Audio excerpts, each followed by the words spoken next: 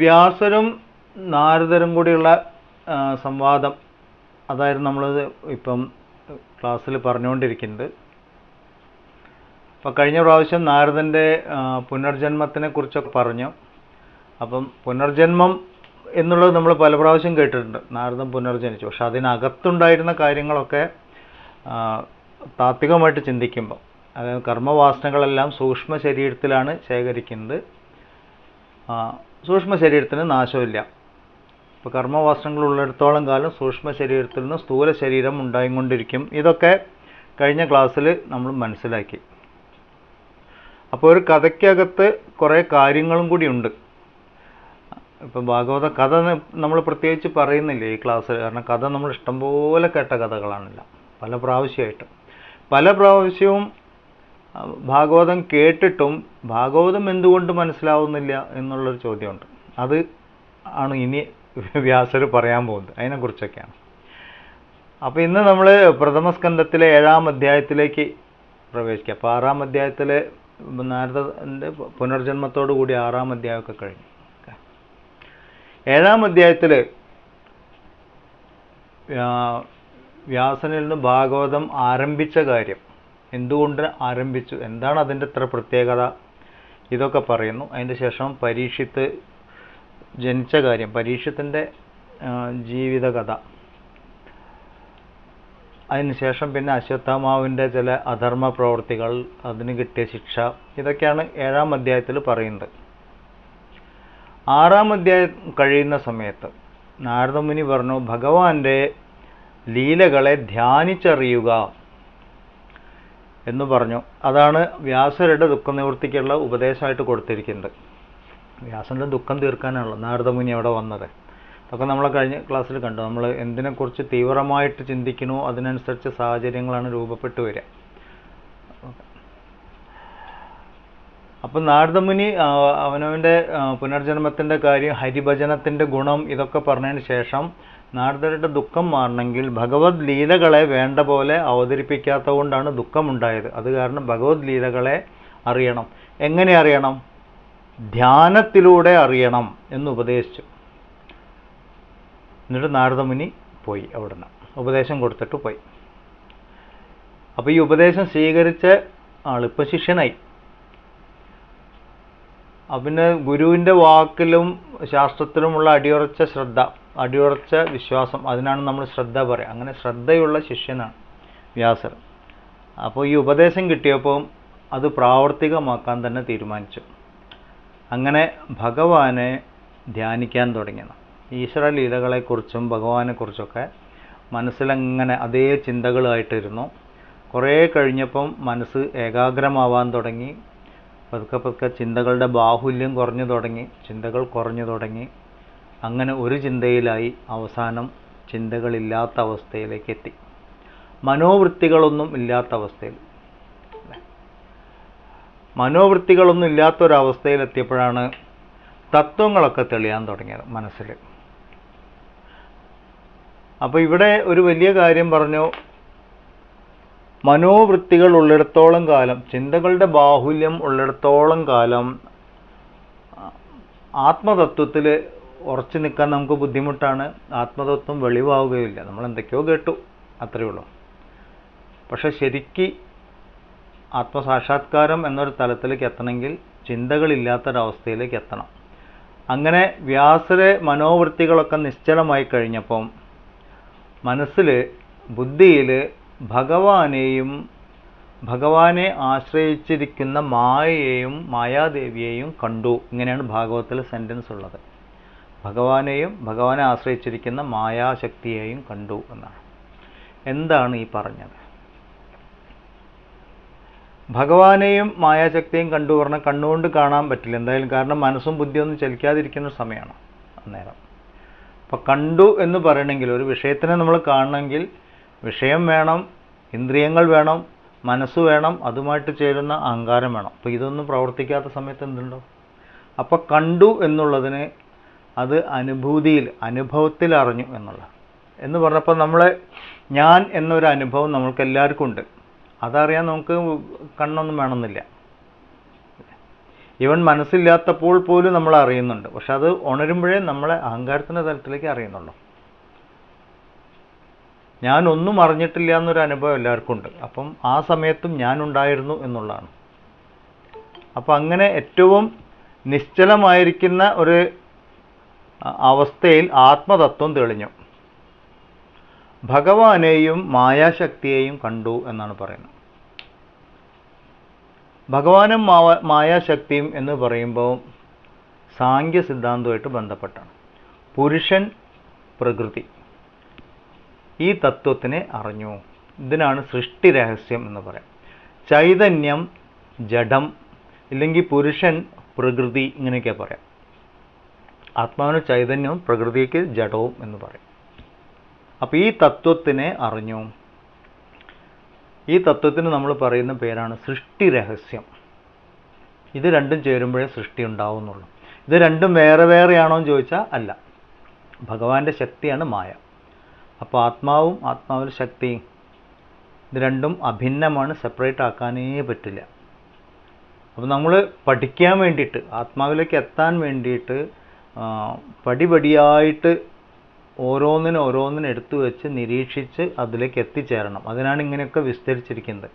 പക്ഷെ കഥകൾ പറയുമ്പോൾ ഒന്നിൽ നിന്ന് ഒന്നുണ്ടായി, അതിൽ നിന്ന് വേറെ ഒന്നുണ്ടായി, ഇങ്ങനെ പറഞ്ഞു പോകും. അപ്പം നമ്മൾ ഈ ചാൾസ് ഡാർവിൻ്റെ പരിണാമ സിദ്ധാന്തമൊക്കെ പഠിച്ച പോലെ അങ്ങനെയാണ് ഇതുണ്ടായതെന്ന് വിചാരിക്കും. അങ്ങനെയല്ല. നമ്മൾ എന്താണോ അനുഭവിക്കുന്നത് അതിൽ നിന്ന് അനുഭവത്തിൻ്റെ ഉത്ഭവത്തിലേക്ക് എത്താനുള്ള ശ്രമമാണ് ആധ്യാത്മിക ശാസ്ത്രം പറയുന്നത്. അങ്ങനെ സൃഷ്ടി രഹസ്യം, ഇതിന് നമ്മൾ ശിവശക്തി എന്ന് പറയും, ഇല്ലെങ്കിൽ ലക്ഷ്മി നാരായണൻ, ഇതൊക്കെ ഇതിനെ സൂചിപ്പിക്കാനുള്ളതാണ്. ഈ സൃഷ്ടി രഹസ്യമാണ് ഭാഗവതത്തിൻ്റെ തത്വം. അപ്പം വ്യാസർ ധ്യാനിച്ച് ചിത്തവൃത്തി എല്ലാം നിശ്ചലമായപ്പോൾ ഉള്ളിൽ ഭാഗവത തത്വം തെളിഞ്ഞു. ഇതാണ് ഭഗവാനെ കണ്ടു, ഭഗവതിയെ കണ്ടു എന്നൊക്കെ പറഞ്ഞു. അപ്പോൾ ഇങ്ങനെ സൃഷ്ടി തത്വങ്ങൾ അറിഞ്ഞപ്പോൾ യഥാർത്ഥത്തിൽ എന്തൊക്കെയാണ് അതിൽ നിന്ന് അറിഞ്ഞത്, അതായത് നമുക്ക് പറഞ്ഞു തരാനായിട്ട്, ലോകത്തിന് പറഞ്ഞു തരാനായിട്ട് എന്തൊക്കെയാണ് ഉള്ളത് എന്നുള്ളതാണ്. ഒന്നാമത്തെ കാര്യം, ഇവിടെ ബ്രഹ്മം മാത്രമേ ഉള്ളൂ, മറ്റൊന്നുമില്ല. ബ്രഹ്മത്തിൽ നിന്ന് അന്യമായി മറ്റൊന്നുമില്ല എന്നുള്ളതാണ് ഒന്നാമത്തെ കാര്യം.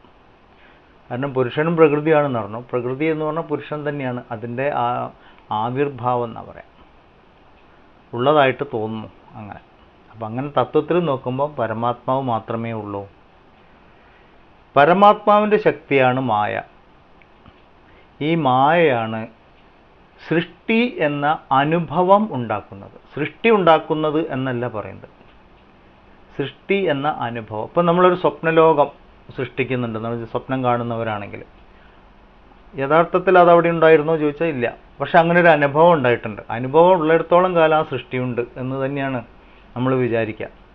ആ അനുഭവ മണ്ഡലത്തിൽ നിന്ന് പുറത്തേക്ക് വരുമ്പോൾ, ഉണരുമ്പോൾ മാത്രമേ അത് ഇല്ലായിരുന്നു, പക്ഷേ തൽക്കാല സമയത്ത് ഉണ്ട് എന്ന് തോന്നി, അനുഭവിച്ചു. സംസാര അനുഭവം. അപ്പോൾ അത് ഈ മായാശക്തിയാണ്. അതാണ് രണ്ടാമത്തെ കാര്യം പറഞ്ഞിട്ടുള്ളത്. അതെങ്ങനെയാണ് പ്രവർത്തിക്കുന്നത്? അത് ത്രിഗുണങ്ങളിലൂടെ പ്രവർത്തിക്കുന്നു. മായാശക്തി തന്നെ സത്വം, രജസ്, തമസ്. ഇതിലൂടെ ഈ സത്വരജ തമോ ഗുണങ്ങൾ കൂടിച്ചേർന്ന്, അത് പല സമയത്ത് പലതായിട്ട് കൂടിച്ചേർന്ന്, പല തോതിൽ കൂടിച്ചേർന്ന് അതിനനുസരിച്ച് ലോകാനുഭവങ്ങൾ ഉണ്ടാകുന്നു. ഇതിപ്പോൾ ഭഗവത്ഗീതയിൽ നമ്മൾ കാണും. ഏത് സമയത്ത് ഏത് ശക്തി പ്രബലമായിരിക്കുന്നുവോ അതിനനുസരിച്ചായിരിക്കും ആ വ്യക്തിയുടെ അനുഭവം. ഇത് നമ്മൾ ഭഗവത്ഗീതയിലും കാണുന്നതാണ്. അപ്പോൾ ഇതും ധ്യാനത്തിലൂടെ തെളിഞ്ഞു വന്നു, ഈ തത്വങ്ങളൊക്കെ. ഇത് മൂന്നും കൂടി ചേരുമ്പോൾ ലോകാനുഭവം ഉണ്ടാവുന്നു എന്ന് പറഞ്ഞാൽ ലോകം ഉണ്ടായി നിലനിന്ന് ഇല്ലാതെയാവുന്നു. സൃഷ്ടി, സ്ഥിതി, സംഹാരം, ഈ അനുഭവങ്ങൾ മായാശക്തിയാണ് എന്ന് മനസ്സിലായി. പിന്നെ മനസ്സിലായത് ഈ മായാശക്തിയിൽ തന്നെ ആത്മാംശം രണ്ടായിട്ട് നമുക്ക് അനുഭവപ്പെടുന്നു എന്ന് പറഞ്ഞാൽ രണ്ടായിട്ട് മനസ്സിലാക്കാൻ ശ്രമിക്കാം. ഒന്ന് മായയ്ക്ക് അതീതമായിട്ടിരിക്കുന്ന ആത്മാ അംശം. മായ ഏതൊരു ആത്മാവിനെയാണോ ആശ്രയിക്കുന്നു അങ്ങനെ. അപ്പം അവിടെ ആത്മാവിനാണ് ശക്തി കൂടുതൽ. രണ്ടാമത്തെ ഭാഗം മായാശക്തിക്ക് അധീനമായിരിക്കുന്നത്. ഇങ്ങനെ മായാതീതവും മായാ അധീനവുമായിരിക്കുന്ന ആത്മാംശങ്ങളെ ഉണ്ട് എന്ന് പറഞ്ഞാൽ നമുക്ക് അനുഭവിക്കാൻ സാധിക്കും എന്നാണ്. ഇതിൽ മായാ അതീതമായിരിക്കുന്ന അംശം, മായയെ കണ്ടുകൊണ്ടിരിക്കുന്ന അംശം എന്ന് പറഞ്ഞാൽ സൃഷ്ടിസ്ഥിതി സംഹാരങ്ങൾക്ക് സാക്ഷിയായിരിക്കുന്നത്, അതിന് ഈശ്വരൻ എന്ന് പേര്. മറ്റൊന്ന് മായയ്ക്ക് അധീനമായിരിക്കുന്ന, ഈ കാണുന്നൊക്കെ സത്യമാണ് എന്ന് വിചാരിച്ച് ഭ്രമിച്ച് നടക്കുന്നത്, അതിന് ജീവൻ എന്ന് പേര്. അപ്പം യഥാർത്ഥത്തിൽ നോക്കിയാൽ ജീവനും ഈശ്വരനും ഒന്ന് തന്നെയാണ്. ഒന്ന് മായയ്ക്ക് അധീനമാണ്, ഒന്ന് മായയ്ക്ക് അതീതമാണ്. ഇത് മാത്രമേ വ്യത്യാസമുള്ളൂ. മായയ്ക്ക് അധീനമായിരിക്കുന്ന സമയത്ത് നമ്മൾ അജ്ഞാനം എന്ന് പറയും, ആത്മജ്ഞാനമില്ലായ്മയാണ്. ഈശ്വരൻ എന്ന് പറയുമ്പോൾ വേദാന്തത്തിൻ്റെ ഭാഷയിലാണെങ്കിൽ സമഷ്ടി കാരണ ശരീര അഭിമാനി എന്ന് പറയും. നമുക്ക് ജാഗ്രത സ്വപ്ന സുഷുപ്തി ഉള്ളതുപോലെ സമഷ്ടിയിലുമുണ്ട്. സമഷ്ടി ജാഗ്രത് ലോകം, ആ സമയത്തുള്ള രൂപത്തിന് നമ്മൾ വിരാട് രൂപം എന്ന് പറയും, ഭഗവാന്റെ വിരാട് രൂപം. സമഷ്ടി സ്വപ്നാഭിമാനിയായിരിക്കുമ്പം ഹിരണ്യഗർഭനാണ്. സമഷ്ടി സുഷുപ്തിയിലിരിക്കുമ്പോൾ, അതായത് സമഷ്ടി കാരണ ശരീരത്തിലിരിക്കുന്ന സമയത്ത് ഈശ്വരൻ. ഇങ്ങനെയാണ് വേദാന്തം നമുക്ക് പറഞ്ഞു തരുന്നത്. അപ്പോൾ ഇതിൽ വ്യത്യാസമുണ്ട്, ഇത് നമ്മൾ പ്രത്യേകിച്ച് ഓർമ്മിച്ച് വെക്കണം. ഈശ്വരൻ മായയ്ക്ക് സാക്ഷിയാണ്, മായ ഈശ്വരന് അധീനമായിട്ടായിരിക്കുന്നത്. ഇപ്പം നമ്മൾ അവതാര രഹസ്യങ്ങൾ, ഭഗവത്ഗീതയിലെ അവതാര രഹസ്യങ്ങളൊക്കെ പറയുമ്പോൾ ഭഗവാൻ പറയണ്ടല്ലോ, മായാശക്തി കാരണം ഞാൻ അവതാരമായിട്ട് പ്രകടമാവുന്നു. അത് മായാരൂപമാണ് ഭഗവാന്റെ. ഇനി ഈ ഈശ്വരനെ മായയ്ക്ക് അധീനമായിട്ടിരിക്കുന്ന സമയത്ത് നമ്മൾ ജീവൻ എന്ന് പറയുന്നു എന്ന് പറഞ്ഞു. നമ്മുടെ ഉള്ളിലൊക്കെയുള്ള ജീവഭാവം അത് യഥാർത്ഥത്തിൽ ഈശ്വരൻ തന്നെയാണ്. അതുകൊണ്ടാണ് നമ്മൾ ഈശ്വരാന്വേഷണം, ആത്മാന്വേഷണം നടത്തുമ്പം ഹൂ ആം ഐ, ഞാൻ ആരാണ് എന്ന് ചോദിക്കുന്നത്. അല്ല, നമ്മളെല്ലാ അനുഭവത്തിൽ കൂടിയും കടന്നു പോകുമ്പോൾ ഒരു മാറാത്ത ഞാൻ എല്ലാവരുടെ ഉള്ളിലുമുണ്ട്. ഏത് നിരീശ്വരവാദിയുടെ ഉള്ളിലുണ്ട്, ഏത് മതക്കാരൻ്റെ ഉള്ളിലുണ്ട്. ആ മാറാത്ത ഞാൻ ആരാണ് എന്നതാണ് ആത്മാന്വേഷണം. അതിൻ്റെ പര്യവസാനം ആത്മാനുഭൂതിയാണ്. അഹം ബ്രഹ്മാസ്മി, ഞാൻ ബ്രഹ്മമാകുന്നു. അപ്പോൾ അതുവരെ അത് മായയ്ക്ക് അധീനമായിട്ടിരിക്കുന്ന സമയമായിരുന്നു. എന്ന് പറഞ്ഞാൽ ഞാൻ ദേഹമാണ് എന്ന ബോധത്തിലിരിക്കുന്ന സമയം, അത് ജീവത്വം. ഈ ജീവനാണ് സുഖം, ദുഃഖം, ലാഭം, നഷ്ടം മുതലായ എല്ലാ അനുഭവങ്ങളും അനുഭവിക്കുന്നത്. കാരണം ദേഹത്തിനോ മനസ്സിനോ ബുദ്ധിക്കോ ഒന്നും അനുഭവങ്ങൾ അനുഭവിക്കാൻ പറ്റില്ല. ഇതൊക്കെ ജഡമാണ്. അത് ആക്ടിവേറ്റ് ആവണമെങ്കിൽ ആത്മസ്പർശം ഉണ്ടാവണം, ആത്മസാന്നിധ്യത്തിലാവുള്ളൂ. പക്ഷെ ദേഹത്തിൻ്റെ ദുഃഖം എൻ്റെ ദുഃഖമാണ് എന്ന് ജീവന് തോന്നുമ്പോൾ ജീവൻ അത് അനുഭവിക്കണം. അതുപോലെ മനസ്സിൻ്റെ ദുഃഖം എൻ്റെ ദുഃഖമാണ് എന്ന് അജ്ഞാനം ജീവന് തോന്നുകയാണ്. അപ്പോൾ അത് ജീവൻ്റെ ദുഃഖമായി. അതുപോലെ ബുദ്ധിയുടെ. അപ്പോൾ ദേഹമനോബുദ്ധി തലങ്ങളിൽ ഉണ്ടാകുന്ന ഈ അനുഭവങ്ങളെയൊക്കെ ജീവനാണ് സുഖ ദുഃഖം ഇല്ലെങ്കിൽ ലാഭം നഷ്ടം ആശ നിരാശകളായിട്ടൊക്കെ അനുഭവിച്ചു കൊണ്ടിരിക്കുന്നത്, ജീവഭാവം. അപ്പോൾ ഇതിന്ന് രക്ഷപ്പെടണമെങ്കിൽ ജീവത്വം ഇല്ലാണ്ടാവണം, അജ്ഞാനം ഇല്ലാണ്ടാവണം. ജീവത്വം ഉള്ളിടത്തോളം കാലം, ദേഹവുമായിട്ട് ചേർന്നിരിക്കുന്നിടത്തോളം കാലം സംസാര അനുഭവം ഉണ്ടാവും. ജീവത്വം നശിച്ചു കഴിഞ്ഞാൽ, ഇല്ലാതെയായി കഴിഞ്ഞാൽ സംസാര അനുഭവത്തിന് സാക്ഷിയായി മാറും. നമ്മൾ ഈശ്വരത്വം ആവുന്നു, നമ്മിലെ ഈശ്വരത്വം വെളിവാകും. ഇതാണ് മനുഷ്യജീവൻ്റെ ലക്ഷ്യം. ഈ ഈശ്വരത്വം വെളിവാകുന്ന സമയത്ത് ദുഃഖനിവൃത്തി ഉണ്ടാവുന്നു. എങ്ങനത്തെ ദുഃഖനിവൃത്തി? ആത്യന്തികമായ ദുഃഖനിവൃത്തി, മോക്ഷം. ദുഃഖദായകമായ വസ്തുക്കൾ, ദേഹം, മനസ്സ്, ബുദ്ധി, ഞാൻ ഇതൊന്നുമല്ല എന്നുള്ള അതുമായുള്ള താതാത്മ്യത്തിൽ നിന്ന് മാറി ആത്യന്തികമായ ദുഃഖനിവൃത്തി ഉണ്ടാവും. ഇതാണ് ലക്ഷ്യം. അത് നമ്മിലെ ഈശ്വരത്വം വെളിവാകുമ്പോഴേ ഉണ്ടാവുള്ളൂ. ഇതിനാണ് നമ്മൾ ആത്മസാക്ഷാത്കാരം എന്ന് പറയുന്നത്. ഈ അവസ്ഥയ്ക്ക് മായാതരണം, സംസാര നിവൃത്തി എന്നൊക്കെ പറയണം. അമൃതത്വം. അപ്പോൾ ഈ അമൃതത്വത്തിന് വേണ്ടിയിട്ട് മൃത്യുവിൽ നിന്ന് രക്ഷപ്പെടാനാണ് പരീക്ഷിത്ത് ശ്രമിക്കേണ്ടത്. ഇനി പരീക്ഷത്തിൻ്റെ കഥയിലേക്ക് വരുമ്പോൾ നമുക്ക് മനസ്സിലാവും ആരാണ് പരീക്ഷിത്ത് എന്നുള്ളത്. അപ്പോൾ ഈ വക തത്വങ്ങളെല്ലാം വ്യാസർ ധ്യാനിച്ച് ചിത്തവൃത്തി എല്ലാം ശമിച്ച സമയത്ത്, നിശ്ചലമായ സമയത്ത് ഇതെല്ലാം ഹൃദയത്തിൽ തെളിഞ്ഞു എന്നാണ്. ധ്യാനാവസ്ഥയിൽ അറിഞ്ഞതൊന്നും പുറത്തല്ല, ഉള്ളിലാണ്. ഇതെന്തിനാണ് എടുത്തു പറയുന്നത്? ഇത് തന്നെയാണ് എല്ലാവരുടെ ഉള്ളിലുള്ളത്. അപ്പോൾ ഈ ഒരു സ്ഥിതിയിലേക്ക് പോയി കഴിഞ്ഞാൽ ഇതൊക്കെ എല്ലാവർക്കും വെളിവാകും. എനിക്ക് മാത്രം എന്ന് പറയുന്ന ആൾക്കാർ, പ്രവാചകന്മാർ, അത് ചില മതങ്ങളിലുള്ളൂ. എനിക്ക് മാത്രമേ ഈശ്വരനെ കാണാൻ പറ്റുള്ളൂ, നിങ്ങളൊക്കെ ഞാൻ പറഞ്ഞു കേട്ടോളും. അങ്ങനെയില്ല. ഹൈന്ദവ ദർശനങ്ങൾ അനുസരിച്ചിട്ട് ഓരോ വ്യക്തിയും ഈശ്വരാംശമാണ്. അതുകൊണ്ട് തന്നെ ആ വ്യക്തിക്ക് അവനവനിലെ ഈശ്വരത്വം തിരിച്ചറിയാൻ സാധിക്കും. തിരിച്ചറിയാമെന്നല്ല, അതുമായിട്ട് ചേരാൻ സാധിക്കും എന്നുള്ളതാണ്. അപ്പോൾ വ്യാസരുടെ ഈ അനുഭവത്തിൻ്റെ ഉള്ളിൽ നമുക്ക് മനസ്സിലാക്കേണ്ട ഒരുപാട് കാര്യങ്ങളുണ്ട്. അപ്പോൾ വ്യാസർക്ക് ആത്മദർശനം ഉണ്ടായി, വ്യാസർ ഭഗവാനെ കണ്ടു, ഭഗവതിയെ കണ്ടു എന്നൊക്കെ നമ്മൾ സപ്താഹത്തിലൊക്കെ ഇരിക്കുമ്പോൾ കുറേ കേട്ടിട്ടുണ്ടാവും. പക്ഷേ യഥാർത്ഥത്തിൽ എന്താ ഉണ്ടായത്? ഇങ്ങനെ സൃഷ്ടി രഹസ്യങ്ങളൊക്കെ അറിയുന്നു. ഇതാണ് ഭാഗവത തത്വം. ജ്ഞാനം കൊണ്ട് മാത്രമേ സംസാര നിവൃത്തി, ദുഃഖനിവൃത്തിയുള്ളൂ എന്ന അറിവ്. അപ്പോൾ വ്യാസർ എന്ത് ചെയ്തു? ലോകത്തിൻ്റെ ദുഃഖനിവൃത്തിക്ക് വേണ്ടിയിട്ട് ഇത് പ്രചരിപ്പിക്കണമല്ലോ. കാരണം അങ്ങനെയാണ്. ജ്ഞാനികളെല്ലാം അവനവന് വേണ്ടിയിട്ടല്ല, അവർ ലോകത്തിന് വേണ്ടിയിട്ടാണ്. എപ്പോഴും ലോകത്തിൻ്റെ ശാന്തി ആലോചിക്കാൻ. അല്ലേ, നമ്മൾ ഇപ്പോൾ കണ്ടില്ലേ, നമ്മൾ ഹിന്ദു ദർശനം അനുസരിച്ച് പ്രാർത്ഥിക്കുമ്പോൾ ലോകത്തിന് വേണ്ടിയിട്ട് മുഴുവൻ പ്രാർത്ഥിക്കും. ലോകം എന്ന് പറഞ്ഞാൽ ഈ ഭൂമി മാത്രമല്ല, എവിടെയൊക്കെ എന്തൊക്കെ ഉണ്ടോ അതിനെല്ലാവർക്കും.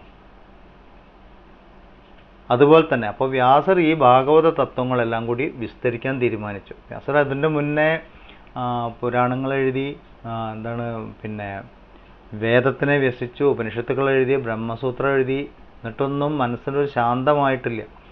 എവിടെയോ എന്തോ ഒരു പോരായുണ്ടല്ലോ എന്നുള്ള ഒരു ചിന്തയായിട്ടിരുന്നപ്പോഴാണ് നാരദമുനി വന്നിട്ട് കാര്യങ്ങളൊക്കെ പറഞ്ഞു കൊടുത്തത്. ഇപ്പം സമാധാനമായി. ഇപ്പം അറിയേണ്ടത് അറിഞ്ഞു. അപ്പോൾ ഇനി അത് ലോകത്തിനെ അറിയിക്കണം, എന്നാലേ ലോകത്തിന് ഉപകാരപ്പെടുള്ളൂ.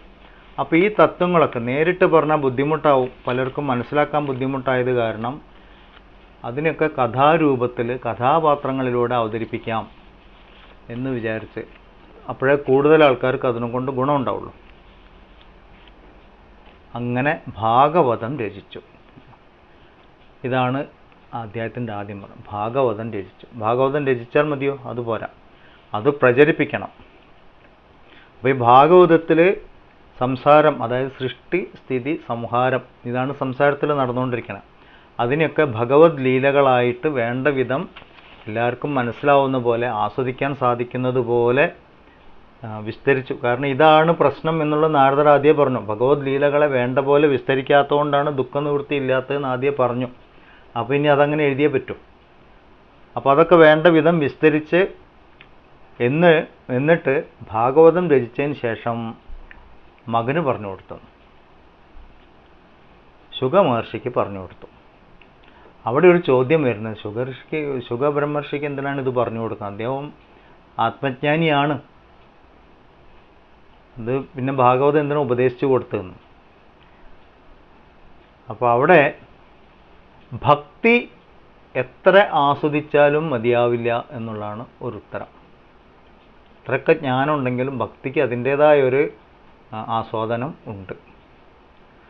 രണ്ടാമത്, ഇത് പ്രചരിപ്പിക്കണമെങ്കിൽ ആത്മജ്ഞാനികളിലൂടെ വേണം പ്രചരിപ്പിക്കാൻ, തത്വങ്ങൾ അറിയുന്ന ആളിലൂടെ വേണം. അപ്പോൾ ഇത് ആസ്വദിച്ച് പ്രചരിപ്പിക്കാൻ കഴിയുന്നവരിലേക്ക് വേണം പറഞ്ഞു കൊടുക്കാൻ എന്നൊരു തത്വം കൂടി അവിടെ വന്നു. ഇപ്പോഴൊക്കെ ഭാഗവതം എന്ന് പറയുന്നത്, ഞാൻ കുറ്റം പറയല്ല, പക്ഷേ ഇതിൻ്റെയൊക്കെ ഒരു സത്യാവസ്ഥ, ഭാഗവതം ഒക്കെ ഇപ്പോഴും അതൊക്കെ ബിസിനസ്സായി മാറിയിരിക്കുകയാണ്. ഒരു ഭാഗവത ആചാര്യന് സപ്താഹത്തിന് ചെന്ന് വിളിച്ചു കഴിഞ്ഞാൽ ആദ്യം ഇത്ര രൂപ പാക്കേജാണ്. ചിലർ പറഞ്ഞ അമ്പലത്തിലേക്കുള്ള വരുമാനം വരുന്ന വിധത്തിൽ ഞാൻ പറയാം. അപ്പോൾ എന്ത് ചെയ്യും, അവർ പ്രത്യേകമായിട്ട് പൂജകളും അതും ഇതൊക്കെ ചെയ്യിപ്പിക്കും. ആ വരുമാനമൊക്കെ അമ്പലത്തിലേക്ക്, അതിൽ ഇത്ര പെർസെൻറ്റേജ് എനിക്കിത്ര, ഇങ്ങനെയൊക്കെ പറയും. അവർ ഭാഗവതത്തിന് ഉപജീവന മാർഗമായിട്ട് ജീവിക്കുന്നവരാണ്. അതിനെ മോക്ഷത്തിലേക്ക് ആക്കാൻ ആയിട്ടില്ല. അല്ലെങ്കിൽ അതിന് തയ്യാറായിട്ടില്ല. ഏതൊരു ഉദ്ദേശത്തോടു കൂടിയാണോ ഭാഗവതം പറഞ്ഞത് അതിന് നേരെ വിപരീതമായിട്ടാണ് നടക്കുന്നത്. ഇതൊക്കെ നമ്മൾ അറിയാനുണ്ട്. ഇപ്പം തന്നെ നമുക്ക് ഇതിനെക്കുറിച്ച് അറിയാനുള്ളൊരു അവസരം ഉണ്ടായി, എന്തോ നമ്മളുടെയൊക്കെ പുണ്യം. പക്ഷെ ഇതിനെവിടെ എത്തിക്കണം, എന്തിനാണ് ഞാനിപ്പോൾ ഇത് കേൾക്കുന്നത് എന്നൊക്കെ ഇപ്പോഴാണ് നമ്മൾ ആലോചിക്കേണ്ടത്. അങ്ങനെ ശുഗബ്രഹ്മർഷിക്ക് ഇതൊക്കെ ഉപദേശിച്ച് ഭാഗവത പ്രചരണം ആരംഭിച്ചു. അപ്പോൾ ഈ കഥകളൊക്കെ കേൾക്കുമ്പം ശരിക്ക് ഭാഗവതത്തിൽ, ഇത്രയും വലിയൊരു ഗ്രന്ഥത്തിൽ എന്തൊക്കെയാണ് പറഞ്ഞത്? ശരിക്ക് ഭാഗവതം നമ്മൾ നോക്കിക്കഴിഞ്ഞാൽ ഒരേ കാര്യം തന്നെ പല പ്രാവശ്യം റിപ്പീറ്റ് ചെയ്തു. ആദ്യം പറഞ്ഞതിന് വീണ്ടും പറയുന്നു, കുറച്ചും കൂടി വിസ്തരിച്ച് പറയും, കുറച്ചുകൂടി വിസ്തരിച്ച് പറയുന്നു. അങ്ങനെ നോക്കുമ്പം ഭാഗവതത്തിൽ സാരമായിട്ട് വളരെ കുറച്ചേ ഉള്ളൂ, ബാക്കിയൊക്കെ കഥകളാണ്. അപ്പം നമ്മൾ ഭാഗവതം കടഞ്ഞ് അതിൻ്റെ വെണ്ണ എടുക്കുകയാണെങ്കിൽ ഭാഗവത സാരം, അതിലാദ്യം മായ, പരമാത്മാവ്, ഈ കാര്യമാണ് പറഞ്ഞത്.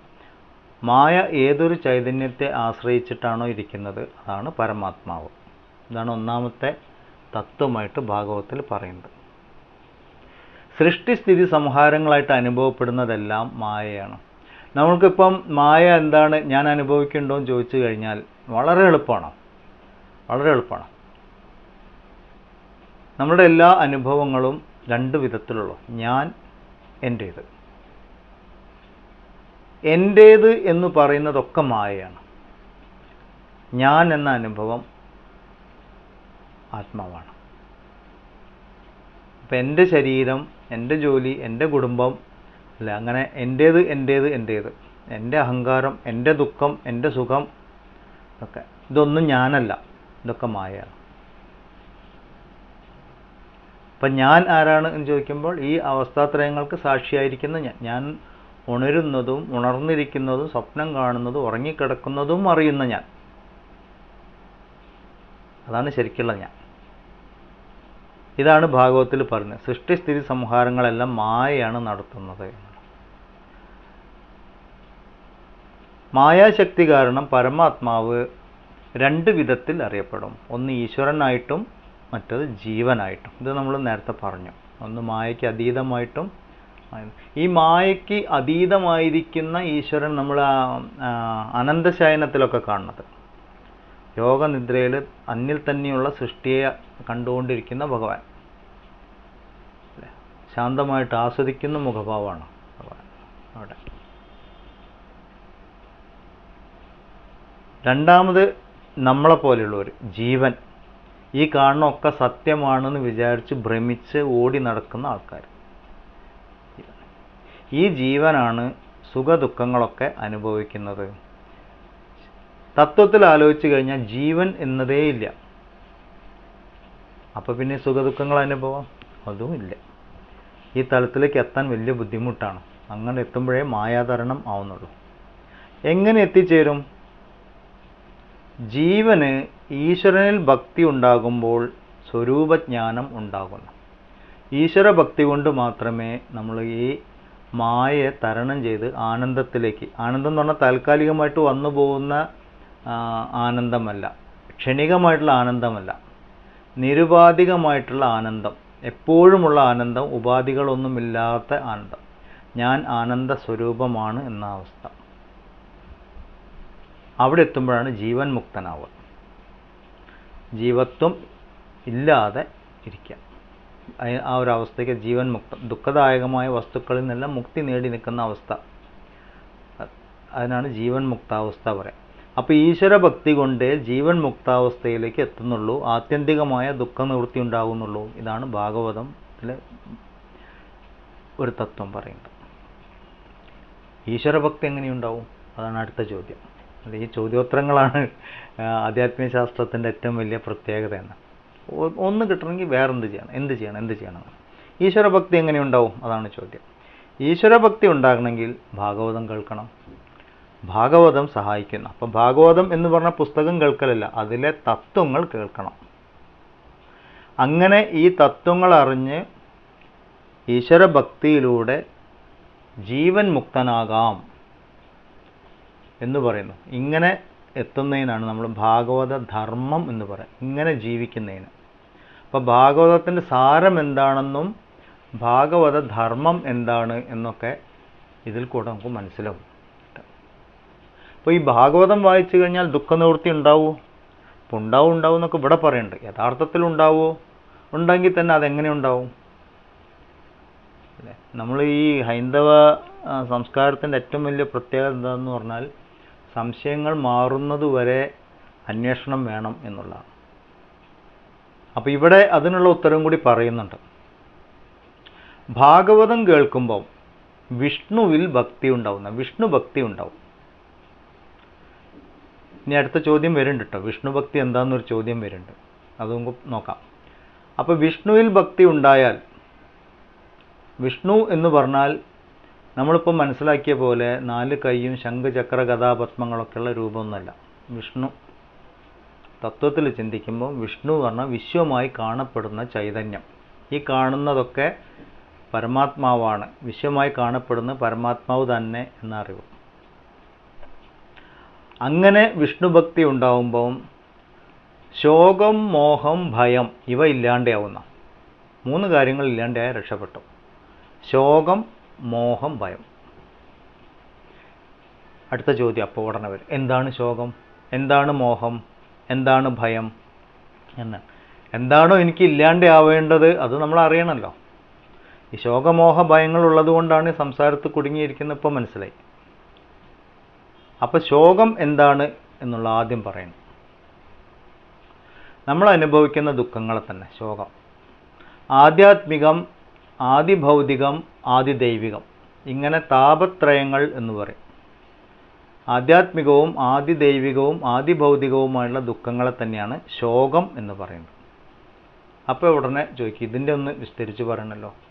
ആധ്യാത്മികം എന്ന് പറഞ്ഞാൽ അവനവനിൽ നിന്നുള്ള ദുഃഖങ്ങൾ തന്നെ, നമ്മൾ സ്വയം ഉണ്ടാക്കി വെക്കുന്ന പ്രശ്നങ്ങൾ. ഭയം, അസൂയ, ആത്മവിശ്വാസക്കുറവ്, അറിവില്ലായ്മ, തെറ്റിദ്ധാരണ, ഇതൊക്കെ ആധ്യാത്മിക ദുഃഖങ്ങളാണ്. ശാരീരികമായിട്ട് ചിന്തിക്കുമ്പോൾ നമുക്ക് വരുന്ന വിഷമങ്ങൾ, ശാരീരികമായിട്ടുള്ള രോഗങ്ങൾ, അപ്പോൾ ആദികളും വ്യാധികളും അജ്ഞാനങ്ങളൊക്കെ ആധ്യാത്മികം. ഇതിനൊരു പരിധി വരെ പരിഹാരമുള്ളൂ, പുറത്തുനിന്നുള്ള പരിഹാരം. ഇതിൻ്റെ പരിഹാരം അവനവൻ്റെ കയ്യിലാണ്. ആധ്യാത്മിക ദുഃഖങ്ങൾ എപ്പോഴും അവനവൻ്റെ പ്രയത്നം കൊണ്ടേ മാറുള്ളൂ, ബാക്കിയുള്ളതൊക്കെ വളരെ ഭാഗികമായിട്ട് സഹായിക്കുള്ളൂ. ആദിദൈവിക ദുഃഖങ്ങൾ പ്രകൃതിയിൽ നിന്നുള്ള പ്രശ്നങ്ങളാണ്. പ്രകൃതിക്ഷോഭം, ഇടിമിന്നലേൽക്കുക, ഈ വക കാര്യങ്ങൾ. അതൊന്നും നമുക്ക് ഭാഗികമായിട്ട് രക്ഷയുണ്ടാവുള്ളൂ. പക്ഷെ അത് കുറേ പ്രാർത്ഥന കൊണ്ടും വഴിപാടുകൾ കൊണ്ടൊക്കെ കുറേയൊക്കെ രക്ഷിച്ച് നിർത്താനൊക്കെ സാധിക്കും, ഇല്ലെങ്കിൽ ആവശ്യമായ മുൻകരുതലുകൾ എടുത്തുകൊണ്ട്. ആദിഭൗതിക ദുഃഖങ്ങൾ, അതും ഇതുപോലെ ജീവജാലങ്ങളിൽ നിന്നുള്ള പ്രശ്നങ്ങൾ. അപ്പം ഇങ്ങനെ ഈ 3 തലത്തിലുള്ള ദുഃഖങ്ങളെ ശോകം എന്ന് പറയും. ഇത് നമ്മളൊന്ന് ആലോചിച്ച് നോക്കിയാൽ നമുക്ക് മനസ്സിലാവും, ഇതെല്ലാം ദേഹത്തിൻ്റെയും മനസ്സിൻ്റെയും ബുദ്ധിയുടെയും തലത്തിലേ സംഭവിക്കാനുള്ളൂ. അപ്പോൾ ശോകത്തു നിന്ന് മുക്തി നേടുക എന്ന് പറഞ്ഞാൽ ഇതൊന്നും എൻ്റേതല്ല, എൻ്റെ അനുഭവങ്ങളല്ല, പക്ഷേ എൻ്റേതാണെന്ന് ഞാൻ വിചാരിക്കണം. ഇതെപ്പോഴാണ് ഉണ്ടാവുക? വിഷ്ണു ഭക്തി ഉണ്ടാകുമ്പോഴേ ഈ തലത്തിലേക്ക് എത്തുന്നുള്ളൂ. ഇതാണ് ഒന്നാമത്തെ കാര്യം പറഞ്ഞിരിക്കുന്നത്. രണ്ടാമത് പറയുന്നു, മോഹം മാറണം. വിഷ്ണു ഭക്തി ഉണ്ടെങ്കിൽ മോഹം മാറും. എന്താണ് മോഹം? ഈ ദേഹമാണ് ആത്മാവ് എന്ന ബോധം. ദേഹബോധത്തിൽ ഇരിക്കുക, ഇല്ലെങ്കിൽ ഞാൻ ശരീരമാണ് എന്ന വിചാരം, ഞാൻ ദേഹമാണ് എന്ന ഈ അജ്ഞാനത്തിനാണ് മോഹം എന്ന് പറയാം, അല്ലേ? ഇപ്പോൾ ഭഗവത്ഗീതയൊക്കെ കേട്ട് കഴിഞ്ഞാൽ അവസാനം അർജുനൻ പറയും, നഷ്ടോ മോഹ സ്മൃതിർലബ്ധ തത് പ്രസാദ് മയാച്യുത. അപ്പം എൻ്റെ മോഹം മാറി എന്നാണ് അർജുനൻ പറയുന്നത്. അപ്പോൾ ഈ മോഹം നശിക്കുക എന്നുള്ളതാണ് ആധ്യാത്മിക പഠനത്തിൻ്റെ ലക്ഷ്യം. ഞാൻ ദേഹമാണ് എന്ന ബോധത്തിൽ നിന്ന് മാറണം, അത് നശിക്കണം. അതിന് പകരം നമ്മൾ ഒരു ആധ്യാത്മിക ശാസ്ത്രം പഠിച്ചു കഴിഞ്ഞാൽ പിന്നെ അതിൻ്റെ അഹങ്കാരമായിട്ട് നടക്കും. ഞാൻ ഭഗവത്ഗീത പഠിച്ചു, ഞാൻ നാരായണീയം പഠിച്ചു, ഞാൻ ഭാഗവതം പഠിച്ചു, അല്ലേ? എന്താണോ മാറേണ്ടത് അത് കൂടുക ചെയ്ത്. ശാസ്ത്രം അല്ലേ, തലേ കയറിയില്ല പറയില്ലേ, വേണ്ട വിധം ആയില്ല. പുസ്തകം പഠിക്കുന്ന പോലെയല്ല ശാസ്ത്ര പഠനം, ആധ്യാത്മിക ശാസ്ത്രം ആയിത്തീരില്ല. പിന്നെ മൂന്നാമത്തത് മാറാനുള്ളത് ഭയം ആണ്. ഭയം എപ്പോഴും തന്നിൽ നിന്നും അന്യമായതിനെ കുറിച്ച് അജ്ഞാനത്തിൽ നിന്ന് ഭയം ഉണ്ടാവുള്ളൂ. നമ്മളെ സംബന്ധിച്ചിടത്തോളം ഏറ്റവും വലിയ ഭയം മൃത്യുഭയമാണ്, മരണഭയം. അപ്പം മൃത്യുവിനെ കുറിച്ചുള്ള ഭയം, മരണം സംഭവിച്ചാൽ എന്ത് സംഭവിക്കും എന്ന ഭയം, സ്വർഗത്ത് പോവോ നരകത്ത് പോവോ പിതൃലോകത്ത് പോവോ, ഇങ്ങനെ നമ്മളുടെ അജ്ഞാനം കൊണ്ട് ഉണ്ടാക്കി വെച്ച കുറേ പ്രശ്നങ്ങളുണ്ട്, ഭയം. പിന്നെ നമ്മുടെ ഭാവി ജീവിതത്തെക്കുറിച്ചുള്ള ഭയം, ആശങ്കകൾ, ഈ ലോകത്തു നിന്നുള്ള പ്രശ്നങ്ങൾ, വരാനിരിക്കുന്ന ലോകം, അപ്പോൾ ഇഹലോകത്തും പരലോകത്തും ഉള്ള പ്രശ്നങ്ങളെ ആലോചിച്ചിട്ടുള്ള ഭയം. ഭയം എപ്പോഴും ദ്വൈതഭാവത്തിലേ ഉണ്ടാവുള്ളൂ. എന്നിൽ നിന്ന് അന്യമായിട്ട് എന്തോ ഒന്നുണ്ട് എന്ന ഭാവത്തിലേ ഭയം ഉണ്ടാവുള്ളൂ. അപ്പം ഭയമില്ലാത്ത അവസ്ഥ എന്ന് പറഞ്ഞാൽ എന്നിൽ നിന്ന് അന്യമായിട്ടൊന്നുമില്ല, അഭയം എന്ന അവസ്ഥ അദ്വൈതമാണ്. ഇതൊക്കെയാണ് വിഷ്ണു ഭക്തി കൊണ്ട് നേടിയെടുക്കാനുള്ള ഗുണങ്ങൾ. വിഷ്ണു ഭക്തിയെ വിശദമായിട്ട് പറയുകയാണെങ്കിൽ വിശ്വമായി പ്രകടമാവുന്നത് പരമാത്മാവ് തന്നെയാണ് എന്ന അറിവ് അതിൽ ഉറച്ചിരിക്കുന്നതിനാണ് വിഷ്ണു ഭക്തി എന്ന് പറയും. വിഷ്ണു എന്ന് പറഞ്ഞാൽ വിശ്വവ്യാപകമായിരിക്കുന്ന സർവ്വവ്യാപകമായിരിക്കുന്ന ചൈതന്യം എന്നാണ് അർത്ഥം. അപ്പോൾ നമ്മുടെ മുന്നിൽ വിഷ്ണുവാണ് ഈ ലോകമായിട്ട് അവതരിച്ചിരിക്കുന്നത്. നമ്മളതൊക്കെ പറഞ്ഞാലും ആളെ പേരിട്ട് വിളിച്ചാലും വിഷ്ണു സഹസ്രനാമം ചെല്ലുമ്പോഴും ഒക്കെ അത് പറയുന്നുണ്ടെങ്കിലും അത് ബോധിച്ചിട്ടില്ല, അങ്ങനെ പറഞ്ഞു പോവുകയാണ്. നമ്മളെ വിചാരം ഇങ്ങനെ കുറേ പറയുമ്പം ഭഗവാൻ ഇങ്ങനെ ആകാശത്ത് ഉയർന്നു വന്നിട്ട് അനുഗ്രഹിക്കുന്നതാണ്. ഈ അനുഗ്രഹം ഉള്ളിൽ നിന്നാണ് വരേണ്ടത്, അവനവൻ്റെ അജ്ഞാനനാശത്തെന്നാണ് വരുള്ളൂ. അപ്പോൾ ഭാഗവത ശ്രവണം കൊണ്ട് ഈ വിഷ്ണു ഭക്തി ഉണ്ടാവുന്നതാണ്. ഈ കാണുന്നതൊക്കെ ഈശ്വര ചൈതന്യമാണെന്ന് ബോധിക്കും എന്നാണ് പറഞ്ഞത്. അങ്ങനെ ബോധിക്കുമ്പം ശോകം, മോഹം, ഭയം എല്ലാം മാറും. അപ്പോൾ ഒരിക്കലും നശിക്കാത്ത ആനന്ദാനുഭൂതി ഉണ്ടാവും. ഇങ്ങനെയാണ് ഭാഗവതം ഒരാളെ മാറ്റം. പക്ഷെ നമ്മൾ എത്ര പ്രാവശ്യം ഭാഗവതം കേട്ടു? 25 പ്രാവശ്യം, 30 പ്രാവശ്യം, എല്ലാ കൊല്ലം പോയി കേൾക്കുന്നവരുണ്ട്. പക്ഷെ ഇപ്പോഴും ശോകവും മോഹവും ഭയമൊക്കെ അങ്ങനെ തന്നെയുണ്ട്. കൂടുതൽ പ്രശ്നങ്ങൾ ഉണ്ടായിട്ടുള്ളൂ പലർക്കും. ഇപ്പം തന്നെ ഒരു സ്ഥലത്തേക്ക് ഇരിക്കുമ്പോൾ കണ്ടില്ല, അങ്ങോട്ട് തിരിഞ്ഞിരിക്കരുത് ഇങ്ങോട്ട് തിരിഞ്ഞിരിക്കരുത് എന്നൊക്കെ പറയുന്നത് വേണ്ട വിധം കാര്യങ്ങൾ മനസ്സിലാക്കാത്തതിൻ്റെ പ്രശ്നം. അപ്പോൾ ഭാഗവതം കേൾക്കുക എന്ന് പറഞ്ഞാൽ ചെവി കൊണ്ടുള്ള കേൾക്കലല്ല. ശ്രവണം, മനനം, നിധിധ്യാസനം, തത്വങ്ങളെ നന്നായിട്ട് കേൾക്കണം, കേട്ടതിനെ നന്നായിട്ട് മനനം ചെയ്യണം, വീണ്ടും വീണ്ടും വീണ്ടും അതിനെക്കുറിച്ച് ആലോചിച്ച് തത്വങ്ങളെ മനസ്സിലാക്കണം. എന്നിട്ട് എന്ത് ചെയ്യണം? മനസ്സിലായതിനെ ജീവിതത്തിൽ പകർത്തണം, നിധിധ്യാസനം. എന്നാലേ ഭാഗവത ശ്രവണം പൂർണ്ണമാവുന്നുള്ളൂ. അത് ദുഃഖനിവൃത്തിയിലേക്ക്, ശോകമോഹ ഭയങ്ങളെ ഇല്ലാണ്ടാവുന്ന തലത്തിലേക്ക് മാറ്റുള്ളൂ. ഇല്ലെങ്കിൽ വെറുതെ കഥ കേൾക്കൽ മാത്രം. ഇങ്ങനെ ശ്രവണ മനന നിധിധ്യാസങ്ങളിലൂടെ നമ്മൾ ഭാഗവതം കേൾക്കാൻ തുടങ്ങുമ്പോൾ ഈശ്വരൻ, ജീവൻ, ജഗത്ത് ഇത് തമ്മിൽ ഒരു വ്യത്യാസവും ഇല്ല, അഭിന്നമാണ്. ഈശ്വരൻ തന്നെയാണ് ജീവനായും ജഗത്തായും പ്രകടമാകുന്നത് എന്ന് ബോധിക്കും. അതിൽ നമ്മൾ ആ അറിവിൽ ഉറച്ചിരിക്കും. അത് നമ്മൾ പറയും അദ്വൈത ദർശനം, രണ്ടില്ലാത്തൊരവസ്ഥ. അദ്വൈത ദർശനത്തിൽ ഉറച്ചിരിക്കുക. ഇതാണ് ഭാഗവത ശ്രവണം കൊണ്ടുണ്ടാവേണ്ട ഗുണം. ഇതൊക്കെ ഉണ്ടായിട്ടും നമ്മൾ പല പ്രാവശ്യം കേട്ടിട്ടും നമുക്ക് എന്തുകൊണ്ടാണ് ശ്രവണ മനന നിധിധ്യാസങ്ങൾ വരാതിരിക്കുന്നത്? അങ്ങനൊരു പ്രശ്നമുണ്ടല്ലോ. അവിടെയാണ് അടുത്തത്. ഈ ഭാഗവതം ആർക്ക് ഉപദേശിച്ചു കൊടുത്തു? പരമ്പരയായിട്ട് ആരാർക്ക് ഉപദേശിച്ചു കൊടുത്തു എന്ന് ആലോചിച്ച് കഴിഞ്ഞാൽ അത് മനസ്സിലാവും. ആദ്യം ഭഗവാൻ തന്നെ ബ്രഹ്മാവിന് പറഞ്ഞു കൊടുത്തു ആരാണ് എന്തൊക്കെയാണെന്നൊക്കെ. അത്ര വിസ്തരിച്ചിട്ടല്ല, പക്ഷെ ബ്രഹ്മാവായത് കാരണം അത്ര കിട്ടിയാൽ മതി. ബ്രഹ്മാവ് പിന്നെ നാരദർക്ക് ഉപദേശിച്ചു കൊടുത്തു. നാരദൻ പിന്നെ വ്യാസന് ഉപദേശിച്ചു കൊടുത്തു. വ്യാസൻ ശുഗബ്രഹ്മർഷിക്ക് ഉപദേശിച്ചു കൊടുത്തു. അത് പരീക്ഷത്തിന് ഉപദേശിച്ചു കൊടുത്തു. പിന്നെ ശുഗബ്രഹ്മർഷി പരീക്ഷത്തിന് ഉപദേശിച്ചു കൊടുത്തു. അത് കേട്ട സൂതൻ ബാക്കിയുള്ള ശൗനകാദികൾക്ക് ഉപദേശിച്ചു കൊടുത്തു. അപ്പം ഇങ്ങനെ ഭാഗവതം കേട്ടവരുടെ ഒരു ക്വാളിറ്റി നോക്കുകയാണെങ്കിൽ, അവരുടെ ഒരു ഗുണം നോക്കുകയാണെങ്കിൽ, ഇവരൊക്കെ ദുഃഖനിവൃത്തിക്ക് വേണ്ടി ശ്രമിക്കുന്നവരായിരുന്നു മനസ്സിലാവും. അവർക്കൊക്കെ ആധ്യാത്മിക കാര്യങ്ങളിലെ താല്പര്യം. നിവൃത്തി മാർഗികൾ എന്നാ പറയാം. 2 മാർഗങ്ങളാണ്, പ്രവൃത്തി മാർഗവും നിവൃത്തി മാർഗവും. ശ്രേയോമാർഗം പ്രേയോമാർഗം പറഞ്ഞ് കഠോപനിഷത്തിലും ഭഗവത്ഗീതയിലൊക്കെ. അങ്ങനെ ദുഃഖനിവൃത്തി വേണം ആത്യന്തികമായ ദുഃഖനിവൃത്തി വേണം എന്ന് ആധ്യാത്മികമായ പാതയിൽ ചരിക്കുന്നവർക്ക് മാത്രമേ ഭാഗവതം കേട്ടാൽ അത് വേണ്ട വിധം ഉപയോഗപ്പെടുള്ളൂ.